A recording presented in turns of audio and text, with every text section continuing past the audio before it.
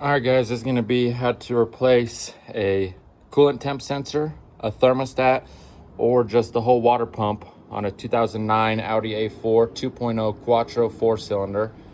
This is a 2009 B8 body style. First year they did the facelift. So this is the water pump. I have to replace mine because my bearing went bad and the little belt broke. So on the water pump, this is the coolant temp sensor. Thermostat is on this bottom inlet, okay? On the new water pump, here's the bottom inlet, okay? So inside the car, this water pump is gonna be underneath the black plastic intake and behind the alternator on the driver's side.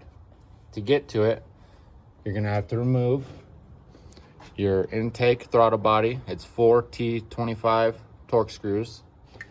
You're gonna have to remove this intake hose, okay, from up here on the intake down into the intercooler down here.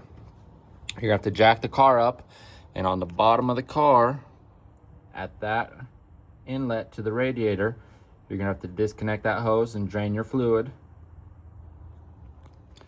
And then the water pump is gonna be back down here behind the alternator. You can see here's the inlet here and here, okay? So it sets down in here in this orientation, okay? The thermostat is on that bottom piece, okay? So to change the thermostat, you gotta undo all the bolts for this water pump and pull it out about a ½ inch. If you're just changing the thermostat, I would just pull the whole thing out, and it's gonna be a lot easier to put a thermostat in out of the car.